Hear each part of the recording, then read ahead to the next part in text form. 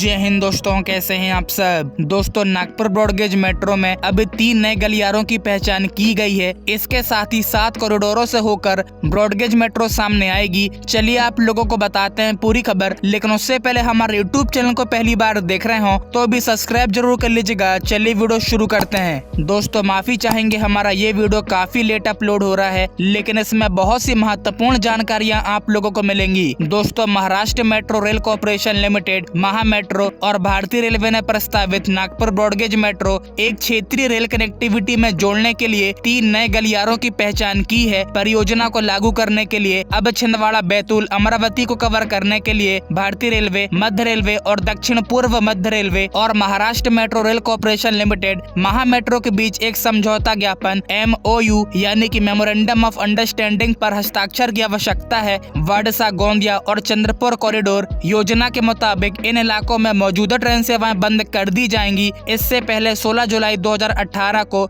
एक समझौता ज्ञापन पर हस्ताक्षर किए गए थे, जिसमें नागपुर से वर्धा, भंडारा, रामटेक और नरखेड़ तक कुल 265 किलोमीटर के 4 कॉरिडोर की सेवा शामिल थी। अब नई योजना के अनुसार इन फीडर सेवाओं का 1026 किलोमीटर तक का विस्तार किया जाएगा। इसमें 130 स्टेशन शामिल होंगे। नए MOU यानी मेमोरेंडम ऑफ अंडरस्टैंडिंग पर अगस्त महीने में नागपुर में रेल मंत्री माननीय श्री अश्विनी वैष्णव जी और सड़क परिवहन एवं राजमार्ग मंत्री माननीय श्री नितिन गडकरी जी की मौजूदगी में हस्ताक्षर किए जाने थे। वर्धा में अपेक्षित बुनियादी ढांचे के साथ प्राथमिकता कॉरिडोर वर्धा में सेवाएं शुरू करने का लक्ष्य 24 महीने की समय सीमा है। सबसे व्यस्त मार्ग की तत्काल सवारियों की आवश्यकता को पूरा करने के लिए पायलट आधार पर Vande Bharat train 18 rake Nagpur Wardha 78 kilometre के बीच शुरू की जाएगी। वर्धा नागपुर को अत्यंत महत्वपूर्ण मार्ग के रूप में चुना गया है। यातायात सर्वेक्षण, पूंजीगत लागत, रख रखाव की आवश्यकताएं, ढुलाई शुल्क, समय सारणी, किराया संरचना और बुनियादी कार्य विवरण पहले ही DPR के माध्यम से महा मेट्रो द्वारा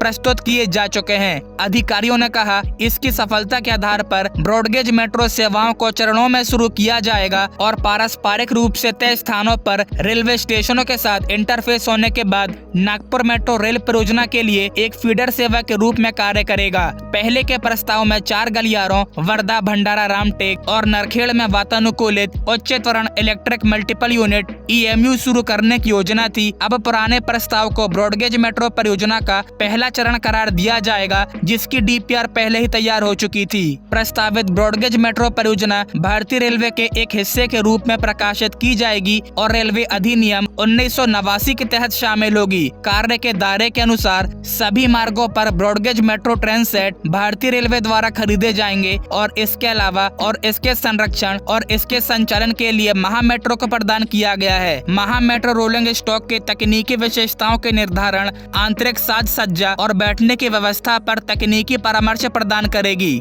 इन सभी मार्गों पर सड़क रेल यात्रियों का यातायात सर्वेक्षण महा मेट्रो द्वारा किया जाएगा।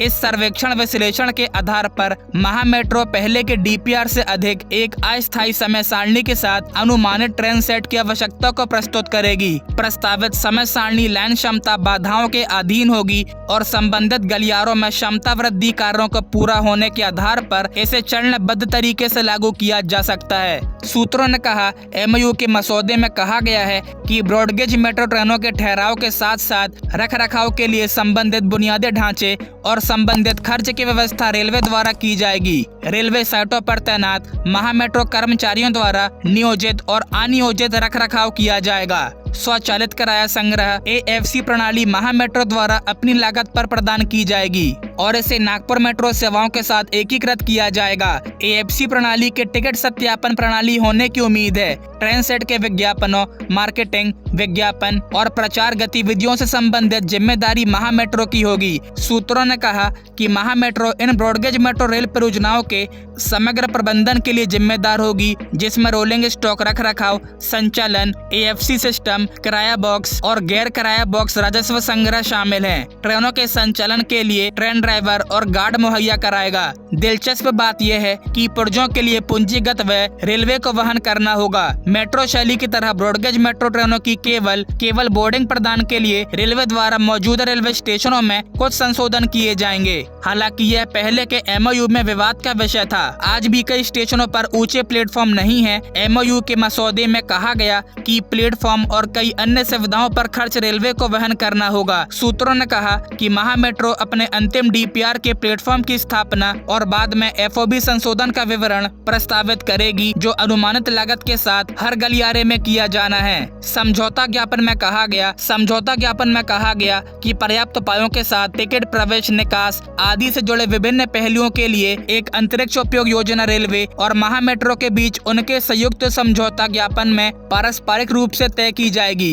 दोस्तों 7 कॉरिडोर इस प्रकार हैं। देखिए, पहला corridor Nagpur to Bhandara road 63 kilometre और 12 station, Bhandara road to Gondia 86 kilometre और 21 रेलवे स्टेशन रहेंगे। दूसरा corridor Nagpur to Ramtek 42 kilometre और 6 स्टेशन रहेंगे। तीसरा corridor Nagpur to Narkhed 86 kilometre और 11 station, Narkhed to Amravati 135 kilometre और 25 स्टेशन रहेंगे। चौथा corridor Nagpur to Narkhed 86 kilometre और 11 station, Narkhed to Betul 101 kilometre और 19 स्टेशन रहेंगे। पांचवा corridor Nagpur to Wardha 79 kilometre और 12 station, Wardha to Chandrapur 136 kilometre और 28 स्टेशन रहेंगे। छठवां corridor Nagpur to Saoner 42 kilometre और 9 station, Saoner to Chhindwara 99 kilometre और 21 स्टेशन रहेंगे। सातवां व अंतिम कॉरिडोर नागपुर टू नगबीहिल 106 किलोमीटर और 16 स्टेशन, नगबीहिल टू वाडसा 131 किलोमीटर और 18 स्टेशन रहेंगे।